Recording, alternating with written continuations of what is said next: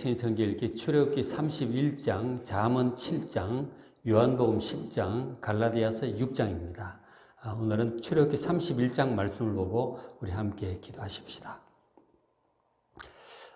출애굽기 31장, 그 앞에 25장부터 30장까지 하나님께서 모세에게 성막 제작에 관해서 자세하게 지시를 하셨어요. 그렇게 하시고 마무리하는 장이 31장입니다. 그러니까 하나님께서 시내산 위에서 모세를 불러서 성막에 관한 자세한 내용의 마무리 말씀이 31장인 것이죠. 31장에 보면, 그러니까 하나님께서 이제 성막을 실제로 제작할 책임자를 이제 지명을 하셨어요. 31장 2절에 보시면 내가 유다지파 부살레를 지명하여 부르고 하나님의 영을 그에게 충만하게 해서 또 지혜와 지식과 총명과 재주를 주고 4절에 정교한 일을 연구해서 금과 은과 노스로 각종 이제 성막 기구들을 만들 수 있도록 그렇게 하겠다고 그러셨어요. 그러니까 유다지파 이 훌의 손자인 부살레를 총책임자로 지명을 하신 거죠. 그렇게 하셨고, 그리고 이제 그 부살레를 보면은 그 일을 할 수 있도록 하나님의 성령을 충만하게 주신다고 그러셨어요. 그리고 지혜도 지식도 총명도 주신다. 그뿐만 아니라 4절에 보면은 그 지혜와 지식과 성령 충만함을 받은 사람은 그 일을 감당할 수 있도록 4절에 정교한 일을 연구를 하는 거예요. 취미가 있죠. 관심이. 그래서 누가 시키지 않아도 열심히 이걸 어떻게 해야 금으로 아름답게 세공을 할 수가 있고 이런 것들 연구를 하는 거죠. 그리고 연습하고 또 하고 이렇게 하고 저렇게 하고 굉장히 잘하게 되는 것이죠. 하나님께서 은사를 주신 사람, 그래서 성령까지 부어주시는 그 성령 충만은 그 일을 잘하게 하시는 성령이에요. 그러니까 찬양도 마찬가지인 것 같아요. 찬양도 정말 아름다운 찬양으로 음악으로 하나님께 올려드리려면 하나님께 재주도 주시고 연구도 하는데 성령을 부어주시는 거죠. 그래서 그것을 잘 하게 함으로써 이제 사역을 감당, 하나님께 영광을 돌려드리는 일을 하게 하시는 것입니다. 그러니까 어떤 일이든지 성령이 충만해야 잘할 수 있는 거예요. 요리도 그런 것 같아요. 성령 충만해야 요리도 잘하는 것 같아요. 그죠? 다 필요한 거예요. 그 부살렐에게 이제 그렇게 하셨고, 그리고 또 6절에 내가 또 오홀리압을 세워서 그와 함께 하게 할 것이다. 그러니까 부책임자로 이 단지파의 오홀리압을 또 세워주셨어요. 그러니까 하나님께서, 이제 일을 하게 하실 때는 책임자도 세우시고 돕는 자도 붙여주시고 또 그뿐만 아니라 오홀리압 외에도 그와 함께 하게 하면 지혜로운 마음이 있는 모든 자, 그 일을 하는데 장인들이죠. 기술자들. 그런 이제 은사와 재능을 주신 사람들, 그리고 지혜로운 마음이 있어요. 딱 보면 이걸 어떻게 할 줄 아는 거예요. 이 은사를, 재주를 받은 사람들은 보면 알아. 이걸 어떻게 해야 이게 해결이 될까? 그 장인 정신이 있는 거죠. 그런 자들에게 하나님께서 지혜를 더 주시는 거예요. 지혜를 주셔서 그들이 내가 너에게 모세에게 명령한 성막 제작에 관한 모든 것들, 아주 복잡하잖아요. 그렇죠? 많은 기구들이 필요하기 때문에 주어서 그들이 내가 너에게 명령한 것, 모세에게 명령한 25장부터 30장에 있는 이 여러 가지 것들을 다 만들게 하겠다고 하셨어요. 모세가 직접 할 수 없잖아요. 하나님께서 그 일을 담당할 수 있는 사람을 책임자를 이렇게 이름까지 딱 지명해가지고 이렇게 세워주셨어요. 그렇게 해서 이제 만들어야 될 것들을 쭉 다시 한번 언급을 해주시는데 31장 7절부터 이제 11절까지 쭉 리스트가 나오죠. 회막과 증거궤, 그리고 그 위에 속죄소. 속죄소가 증거궤, 법궤 위에 있는 이제 뚜껑에 해당하는 거죠. 피를 뿌리고 속죄하는 속죄소 혹은 시언좌, 하나님의 보좌를 그렇게 황금으로 양쪽에 그룹 천사를 이렇게 조각을 해서 그렇게 하게 하셨어요. 저것들은 이제 7장에 있는 것들은 전부 지성소에 있는 것들이죠. 그것을 이제 이 부살렐과 오홀리압과 돕는 자들이 실제로 이제 금으로 만들 것입니다. 그걸 만들어라. 8장에 있는 상, 진설병상이죠. 그럼 기구, 순금 등잔대, 그 메노라 있잖아요. 7촛대 등잔대가 있는 등잔대. 그 다음 분향단. 이것은 이제 성소에 있는 세 가지입니다. 그런 것들도 자세히. 가로 얼마, 세로 얼마, 높이 얼마, 뭐 턱을 만들고 어떻게 하고 자세하게 그 앞에 25장부터 30장까지 있어요. 다시 한번 리스트를 쭉 이제 나열을 하시는 거죠. 만들고, 그 다음 9절에 있는 번제단 물두멍은 성막 이제 마당에 뜰에 있는 거죠. 거기서 번제를 드리고 이제 그렇게 합니다. 그것도 만들고. 그리고 10절에 제사직을 행할 때 입는 정교하게 짠 의복, 그 제사장 아론의 성이 예복이죠. 이제 출애굽기 28장에 우리가 자세히 봤잖아요. 그런 것들도 또 만들라고 하셨어요. 그럼 11절에 있는 것은 관유, 성소 향기로운 향이 있는 이 관유는 기름인데, 그러니까 뭐든지 성별을 할 때 기름을 붓잖아요. 제사장 아론에게 기름 붓고, 그리고 거룩한 물건들에게 다 기름을 부어서 거룩하게 성별을 합니다. 그게 관유예요. 기름 부음 받은 자, 바로 이 그리스도잖아요. 이게 이제 저 기름으로 하는 것입니다. 관유. 그다음 성소 향기로운 향은 분향단에서 이제 하나님께 향을 피우잖아요. 그게 기도란 말이에요. 그건 특별히 뭐와 뭐를 섞어서 뭐 나갑향, 무선향, 뭐를 섞어서 그 향을 만들라고 하셨어요. 그러니까 굉장히 하나님께 드리는 특별한 향이죠. 그렇게 하는데 그거를 사람들이 맡으려고 그렇게 만드는 자는 죽을 것이라고 말씀을 하셨어요. 하나님께서 그걸 못 만들게 하셨죠. 어쨌든 그런 이제 그것이 하나님께 드리는 기도를 이제 상징을 하고 있죠. 그래서 저런 모든 것들, 곧 25장부터 30장까지 주 자세하게 언급한 그 모든 것들을 이 부살렐, 오홀리압 그리고 돕는 자들이 함께 만들도록 하나님께 책임자를 이렇게 세워 주셨던 것이죠. 자, 그렇게 해서. 그래서 이제 다시 한번 그림을 이렇게 보시면은 저 성막이 있잖아요. 그죠?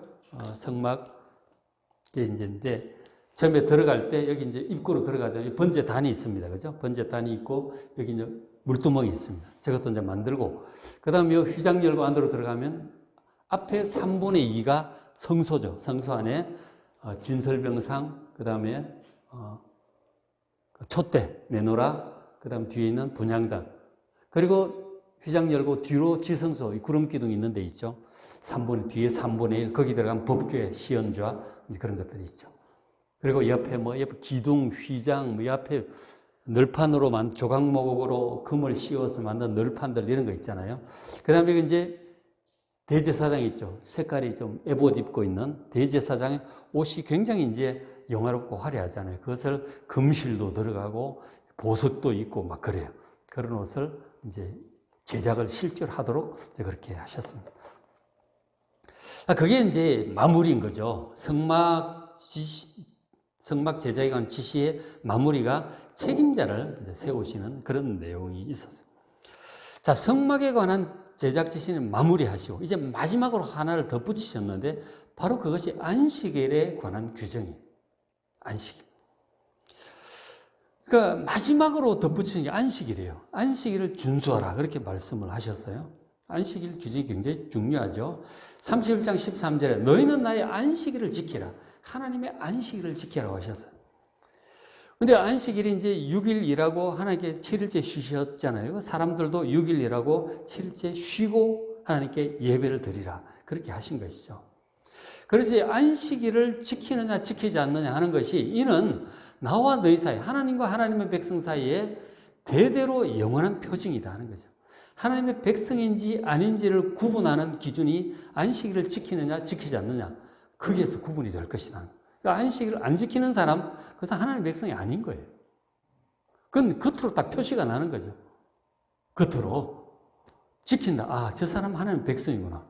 이 영원한 표징이고 하나님과 백성 사이의 영원한 표징이라고 하셨어요. 이것이 얼마나 중요한지 10계명에도 이제 나오고 그리고 여기 14절에 보면 너희는 안식일을 지킬지는 이는 너희의 거룩한 날이다. 그 날을 더럽히는 자는 모두 죽이라고 하셨어요. 목숨 걸고 지켜야 되는 게 안식일이에요.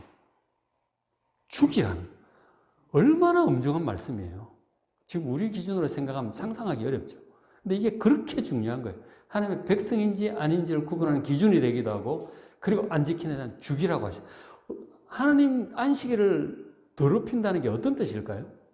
그 하반절에 보면 그날에 일하는 자는 모두 그 백성 중에 생명이 끊어질 것이다. 일하는 게 안식일 날 쉬지 않고 일하는 것, 일하면 당연히 하나님께 예배드리지 않겠죠. 그런 자는 죽이라고 하는 거죠. 그런 자는 하나님의 백성도 아니다. 그러니까 안식일 규정이 얼마나 엄중한지 모릅니다. 어마무시하게 중요한 것이다 하는 것이죠. 목숨 걸고 지켜야 될 것이 안식일이라는 거죠. 그러니까 안식일에 대해서 아주 엄청나게 신경을 쓰게 돼요. 그런데 실제로 이렇게 안식일 안 지킨다고 죽였느냐? 별로 그랬던 것 같지는 않아요. 그만큼 그렇게 신경을 안 쓴 거죠. 이스라엘 백성들이. 하나님께서 이렇게 말씀하셨음에도 불구하고 그다지 그렇게 하지 않았던 것 같아요. 실제로 안식일을 굉장히 엄중하게 가르친 내용이 보면은 나중에 나라가 망한 후에 포로기 이후에 에스라, 느헤미야, 에스더 거기에 보면은 에스라, 느헤미야서에 보면 안식일 준수를 굉장히 강조를 하는 것을 보게 돼요. 그런 것을 제대로 안 지켜서 나라가 망하고 우상숭배에 빠지게 되고 나라가 망하게 되었다는 거예요. 엄중하게 가르쳤고 나중에 이제 더 세월이 흐른 다음에 마카비서에 보면 그러니까 말라기 이후에 세례요한 오기 전에 그 사이쯤에 마카비서에 성전 회복하잖아요. 뭐 제우스 신상 이런 거 다 때려 부수고 성전을 회복한 이후에 보면은 안식일 준수를 진짜 목숨 걸고 아는 사람 죽이고 막 그랬던 것 같아요. 그런 기록들이 있어요. 안식일인데 굉장히 중요하게 예수님 시대 바리새인들도 그렇게 막 엄청나게 신경 쓰잖아요. 안식일에 대해서. 저기 그만큼 엄중하기 때문에 그런 것이죠. 그래서 이제 그 안식일 보시면은 16절에 이같이 이스라엘 자손의 안식일을 지켜서 그것으로 대대로 영원한 언약을 삼을 것이다. 이는 나와 이스라엘 사이의 영원한 표징이다.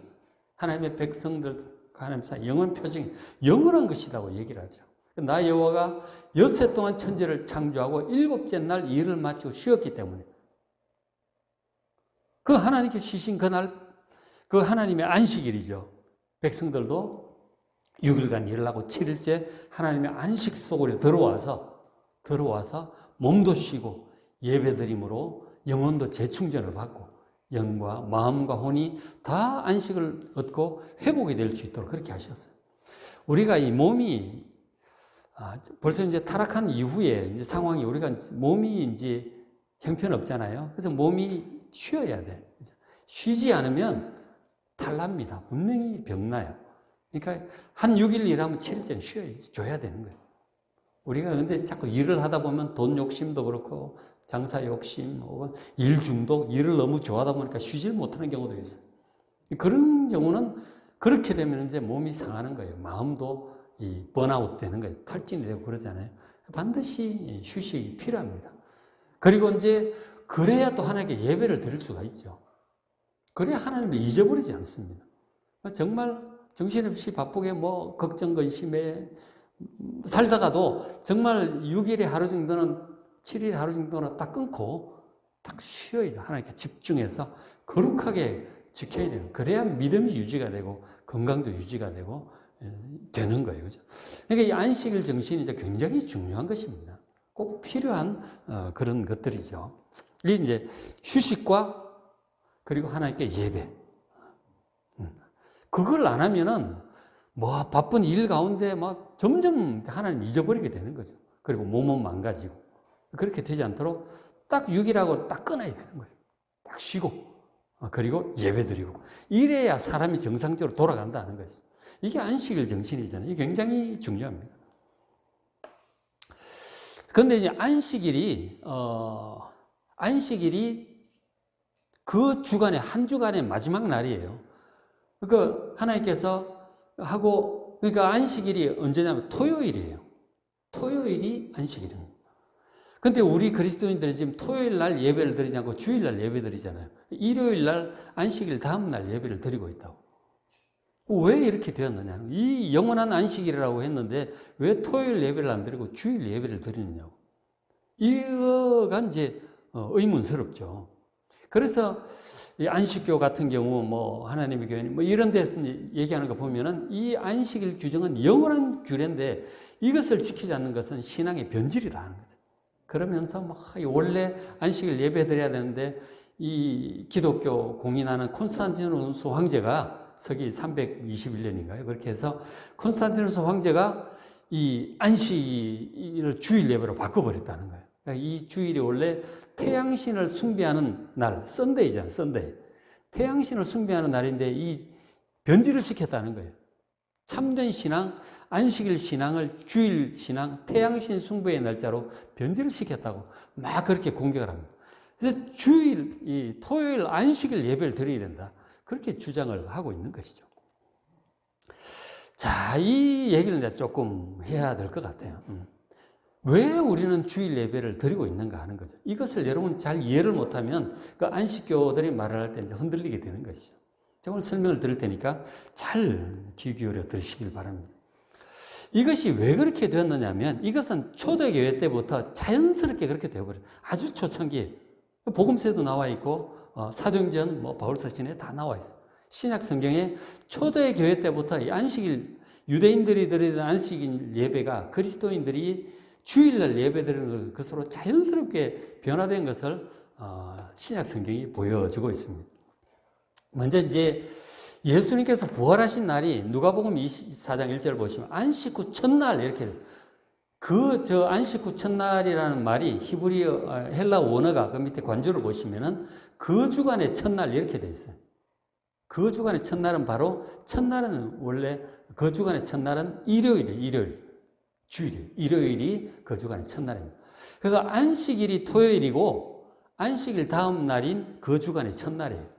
그러니까 안식 후 첫날이란 저 헬라 단어가 안식 후 첫날을 똑같은 단어가 보면은 그 주간의 첫날 이렇게 번역을 하기도 해요.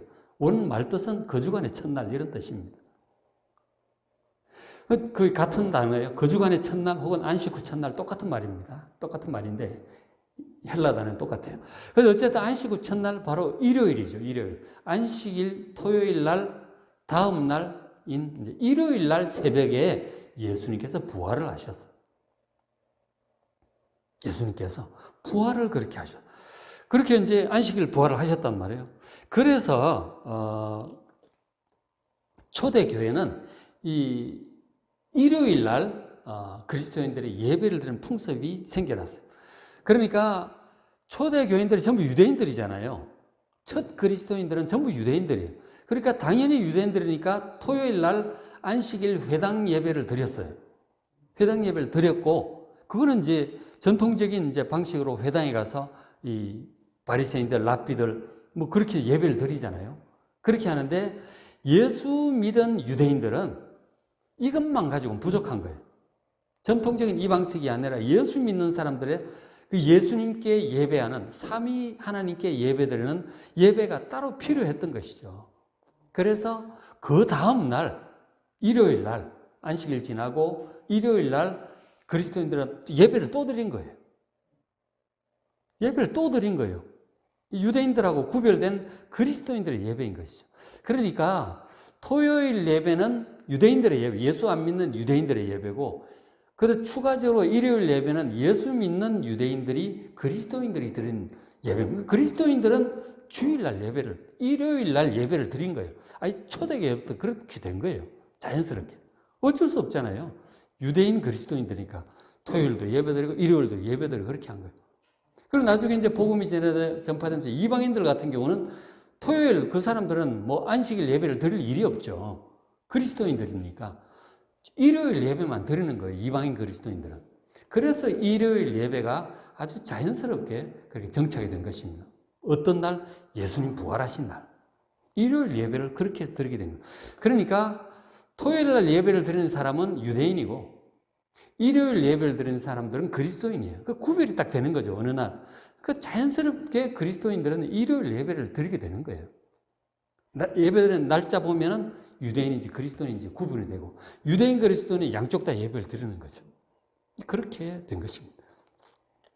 그래서 사도행전 20장 7절에 보면은 그 주간의 첫날에 바로 안식 후 첫날 똑같은 말이에요. 바로 일요일이죠. 일요일 날 우리가 떡을 때려야 모였더니 바로 성찬식하고 예배드리고 그렇게 하려고 모였어요. 그러니까 일요일 예배를 위해서 모였습니다. 초대교회 그리스도인들이 바울이 이튿날 떠나고자 그들의 강론하자 설교를 밤중까지 계속했다는 거죠. 그러니까 저게 언제냐면 사도 바울이 3차 전도 여행을 마치고 지금 소아시아의 드로아 쪽에 이제 가다가 들른 거죠. 그리고 이제 예배 드리는 날이 이제 일요일이니까 일요일 날 성도들이 다 모여서 특별 이제 사도 바울이 와서 집회를 한 거죠. 그러니까 일요일 날 예배를 드리고 성찬식이 이제 공식 예배 때 이제 성찬식을 하잖아요. 우리도 이제 다다음 주 종려주일 성찬식을 할 텐데 성찬식은 공식 예배를 의미하는 거예요. 공식 예배가 일요일이었다 하는 거예요. 그 주간의 첫날이었어요. 안식 후 첫날이었다 하는 것입니다. 그렇게 됐고, 그렇게 했고, 그리고 이제, 복음서도 그렇고, 이제 사도행전도 보면은, 저렇게 고린도 전서나 그것도 보면은, 헌금을 하는 날이 바로 그 주간의 첫날 예배 때 헌금을 잘 모아둬서 예루살렘께 돕는 일 부족하지 않도록 하라. 그런 내용이 고린도 전서인가 후서인가에도 나와요. 그러니까 헌금하는 예배도 일요일이고, 성찬식 하는 예배도 일요일인 거예요. 예수님 부활한다. 이게 무슨 콘스탄티누스 황제가 뭐 서기 300 몇 년, 그게 아니에요. 아주 초창기부터 일요일 예배가 그리스도인들 사이에 정착되어 있음을 볼 수가 있어요.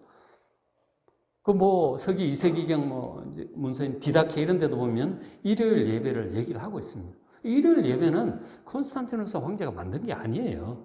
여러분 착각하시면 안식교에 속으시면 안 돼요.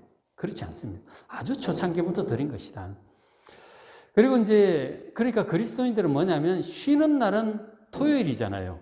유대인 그리스도인 입장에서 일요일은 쉬는 날이 아니에요. 그러니까 낮에 일하고 저녁에 와서 예배 드리는 거예요. 왜냐하면 일해야 되니까. 일요일이 쉬는 날이 아니었어요. 그렇게 해서 뭐 그리스도인들은 뭐 예배를 막 유대인 그리스도인은 토요일도 드리고 일요일도 드리고 다 드리는 것이죠. 그 일요일은 쉬는 날이 아니니까 일 다 하고 저녁에 퇴근해서 이제 예배를 드리는 거예요. 밤중까지 막 하고 저러잖아요. 저녁 집회로 드린 거죠. 그렇게 이제 쭉 하다가 콘스탄티누스 황제가 이제 서기 313년에 기독교를 공인을 하잖아요. 공인을 하고 그리고는 이제 쭉 지내면서 보니까 일요일 예배를 그리스도인들이 이제 드리는데 이걸 좀 더 편리하게 드릴 수 있도록 나라 전체가 이제 기독교화되어 가니까 황제가 칙령을 선포하기를 그럼 앞으로 일요일을 공휴일로 선포한다 이렇게 된 거죠. 서기 321년에 일요일을 공휴일로 선포를 했습니다. 왜? 그리스도인들이 예배를 드리기 쉽게 하기 위해서 편의상 그렇게 한 거예요. 콘스탄티누스 황제 덕분에 일요일이 지금 우리가 빨간 날이 되어서 공휴일이 된 것입니다. 그거 참 고마운 일이죠. 일주일에 하루 쉬어야 한다고 하는 그런 정신에도 부합한 것입니다. 성경적으로 아주 좋은 것이죠. 일주일에 하루 쉬고 그 예배드리는 안식일 정신을 잘 개성을 했는데 그게 이제 날짜가 일요일로 바뀐 거죠. 유대인의 토요일이 그리스도인의 일요일로 초대교회 때부터 자연스럽게 바뀌었고 콘스탄티누스 황제는 일요일을 아주 정부적으로 공식적으로 공휴일로 선포한 것 뿐이에요. 그게 무슨 날짜를 바꾼 게 아니라고요. 그리스도인들을 위해서 일요일을 공휴일로 선포해 준 것입니다. 우리 달력에 빨간 날짜 일요일, 주일이 전 빨간 날이잖아요. 참 고맙게 생각해야죠, 그죠? 우리나라에 기독교가 들어오기 전에 조선시대에 일요일 날 쉬었겠어요? 그런 거 없었어요. 그런 거 없었어요. 그냥 계속 하는 거지. 쉬는 날 없죠. 근데 이제 이 서구화되고 이러면서 서양 달력을 적용을 하고 양력을 적용하고 이러면서 일요일이 쉬는 날이 된 거라니까. 얼마나 감사한지 몰라. 일요일 쉬는 게 정말 하나님의 은혜라니까요. 안 그러면 얼마나 힘들겠어요. 저는 직장 다닐 때 생각도 해보고 우리 지훈이 알바 다니는 거 보지만 주말만 기다리는 거야. 일주일 내내 얼마나 힘들어요, 일하는 게. 주말만 기다리는 거예요. 출근 안 해도 되는 게 얼마나 좋으냐고. 그리고 다 예배 드리고 심신의 은혜도 받고 이 정말 하나님의 은혜예요. 일요일을 쉬는 것 자체가. 그런 것이요. 그리고 이제 이 주일이라 우리가 일요일이라고 하지 않고 지금 주일이라고 그러잖아요. 일요일 그러지 않고 주일이라고 하는데 일요일이죠. 그걸 그리스도인들은 주일이라고 부르는데 이 언제부터 그렇게 불렀느냐? 성경에 그게 있느냐 하는 거예요. 있습니다. 요한계시록 1장 10절에 보면 이런 주의 날에 주일이죠. 주일. 저게 주일입니다. 딱 한 번 나와요. 주일에 바로 일요일을 얘기하는 것입니다. 예배 드리는 날. 주일에 내가 성령에 감동되어 내 뒤에서 나는 나팔 소리 같은 큰 음성을 들으니. 주일에 예배를 드린 거예요. 이 사도 요한도 주일에 특별히 성령의 감동이 임하는 것입니다. 그래서 이 요한계시록에 있는 그 환상을 보고 그 계시의 말씀들을 듣죠. 그 요한계시록을 이제 기록을 하게 되잖아요. 이 주일에 성령의 특별한 감동이 또 있는 날이죠. 그죠? 이 주일, 예수님 부활한 날, 성찬식을 드리는 공식 예배 날, 성찬식하고 헌금도 드리는 공식 예배 날, 성령의 감동이 특별히 있는 날이에요. 이 주일은 굉장히 좋은 날입니다. 은혜로운 날이에요. 그래서 일요일이라고 하지 않고 주일이라고 이제 부르던 전통이 이렇게 나오기 시작하는 거죠. 1세기 말엽이잖아요. 요한계시록 같으면. 그래서 주일이 이제 굉장히 중요한 거예요. 그래서 이제 나중에 보면은 이제 중세 카톨릭화되고 이러면서 신앙이 또 변질되고 이제 뭐 그렇게 되었는데 어쨌든 그렇게 하다가 성경적인 신앙을 회복한 사람들이 종교개혁자들이잖아요. 이 종교개혁자들은 이제 루터와 칼빈 같은 경우 보면은 이 안식일과 주일은 다르다. 이렇게 선을 그어요. 다른 것이다. 선을 좀 긋는 이제 그런 얘기를 해요. 그런 얘기를 하는데, 근데 결국은 이제 그 종교개혁의 전통을 이어받아서 당시 이제 1600년대 유럽, 그죠? 유럽 전체가 이제 막 개신교, 이제 중북부위는 다 개신교화 되잖아요. 그렇게 되면서 이 종교개혁 정신을 이어받은 이 당시 믿음 좋은 1600년대 유럽의 그리스도인들의 어떤 신앙 고백들이 이제 막 쏟아져 나옵니다. 하이델베르그 신앙 고백, 뭐 파리 신앙 고백, 무슨 신앙 고백 쭉, 벨직 신앙 고백 쭉 나오는데 개신교 종교개혁자들의 신앙 고백의 가장 최후의 결정판에 해당하는 것이 웨스트민스터 신앙 고백이에요. 영국의 청교도들의 신앙 고백. 웨스트민스터 신앙 고백이 이제 종교개혁 신앙의 어떤 이제 결론이라고 할 수 있어요. 그리고 이제 우리 한국 장로교회도 그 웨스트민스터 신앙 고백을 그대로 받아들입니다. 그 신앙 고백 위에 우리 장로교회가 신앙생활을 하고 있어요. 그것은 이제 종교개혁자들의 신앙 전통의 청교도들의 신앙 고백의 결산. 그 바탕 위에 우리 한국 장로교회가 신앙생활을 하고 있습니다.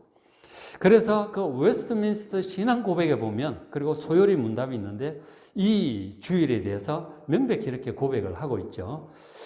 소요리 문답 59문에 보면 하나님께서 7일 중에 어느 날을 안식일로 정하셨는가? 이 말씀을 이제 여기서 아주 간결하게 대답을 하고 세상 시작으로부터 그리스도의 부활하시기까지, 구약 시절이죠. 그때까지는 하나님이 일회 중에 7째 날, 바로 토요일을 안식일로 정하셨다 하다가 예수님 부활 이후로부터 세상 끝날, 주님 다시 오실 때까지 그 일회 중에 첫날, 바로 일요일. 다른 용어로 주일이죠. 주일을 하나님께서 안식일로 정하셨다. 그렇게 고백을 하고 있죠. 이 날이 곧 그리스도인의 안식일이다. 명백히 이렇게 신앙 고백을 하고 있습니다. 그래서 안식일 논쟁들이 많긴 한데, 이게 구약의 안식일 이런 율법이고 율법으로 구원받는 것이 아니다. 일요일은 특별한 날이 아니고 그냥 어느 날이든지 다 똑같다. 그렇게도 얘기를 해요. 칼빈도 그런 얘기를 좀 하는데, 어느 날이든, 그러니까 뭐냐면, 안식일은 특별한 날인데 주일은 그런 것 아니다. 그러니까 모든 날이 다 거룩한 날이다. 그렇게 얘기를 합니다. 모든 날이 다 거룩한 날이기 때문에 일요일이라고 해서 특별한 날이 아니다. 그렇게 얘기를 하게 되는데, 현실적으로 그렇게 받아들이게 되면 모든 날이 거룩한 날이다 해놓고는 실제로 거룩한 날이 아무 날도 없게 돼버려요. 사람이 그래요. 흘러가다 보면 모든 날이 거룩하기 때문에 주일은 특별한 날이 아니다 이래놓으면은 모든 날이 다 아무것도 아닌 날이 되어버려요. 시간이 흘러가면서. 그것을 알기 때문에 이 청교도들이 이런 이제 결국 신앙 고백을 하게 되는 거예요. 인간의 어떤 연약함이랄까. 모든 날이 거룩하다 그러놓고 다 이렇게 아무 날도 아니게 되니까, 이건 아니구나. 나를 특별하게 우리가 구별을 하고 엄격하게 좀 지킬 필요가 있다. 라고 이제 청교도들이 생각을 하게 되는 거예요. 저는 그 동감을 합니다. 인간의 연약함 때문에. 그리고 이제 안식일의 기본적인 자체가 일주일에 하루 쉬어야 돼요. 그때 나를 좀 구분해 줄 필요가 있어요. 그거는 콘스탄티노스 황제가 잘 해놨고, 공휴일로 이제 딱 지정을 해서 우리가 다 그렇게 됐잖아요. 그래서 그건 참 잘 됐고, 그 직장 다 쉬잖아요. 쉬면서, 그리고 하나님께 예배 드려야 되는 거예요. 휴식. 그럼 두 번째 예배. 예배 드리고, 또 기도하고, 말씀 보고, 좀 그렇게 거룩하게 여러분 주일을 잘 지키시길 바랍니다. 우리 웨스트민스터 신앙 고백처럼, 많은 그 주일 안식일 논쟁이 있지만, 웨스트민스터 신앙 고백이 전 중요하고 참 바람직하다고 봅니다. 그리고 실제로 이제 목회적인 경험에서 볼 때 주일을 성수하는 사람과 그렇지 않은 사람, 이 신앙이 확 차이가 나요. 특별히 이제 예수 안 믿다가 처음 믿게 되었을 때 반드시 주일 성수 신앙이 뿌리를 내려야 됩니다. 그렇지 않으면 신앙 못 자라요. 신앙을 우리가 신앙 성장에 있어서 정말 첫 번째 익혀야 될 것 중에 하나가 주일 성수예요. 이게 안 되면 신앙 못 자랍니다. 안 돼요. 주일 성수하셔야 됩니다. 그렇게 해서 정말 바쁘고 정신없이 살다가도 딱 끊고 와서 예배 드려야 돼요. 특별하게 좀 지켜야 되는 거예요. 그래야 믿음이 겨우 유지가 돼요. 그리고 거기서 더 나아가서 우리가 날마다 거룩한 날이니까 날마다 개인적으로 기도하고 개인적으로 성경 보고 그렇게 해야 신앙이 자라는 거지. 뭐 맨날 똑같은 좋은 날이고 다 거룩한 날이다 그러놓고 아무것도 안 하면 다 꽝이에요. 그 주일 예배 정말 정성껏 잘 들으셔야 돼요.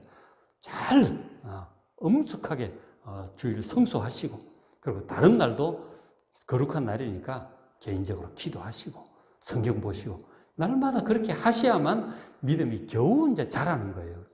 그렇죠?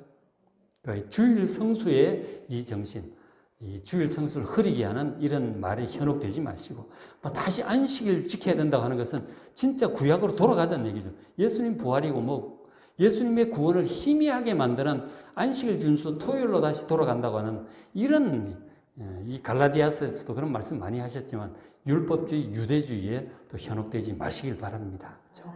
오늘 제가 중요한 말씀 드렸는데 잘 생각하고 주일 성수 잘하여 믿음 잘 지키는 여러분 되시기를 주의 이름으로 축복합니다. 자, 맥체인 성경 출애굽기 31장, 잠언 7장, 31장 이 주일 성수는 목숨 걸고 사실은 해야 될 것들이에요. 하시고 잠언 7장, 요한복음 10장, 갈라디아서 6장 보시고 은혜 많이 받으시기 바랍니다.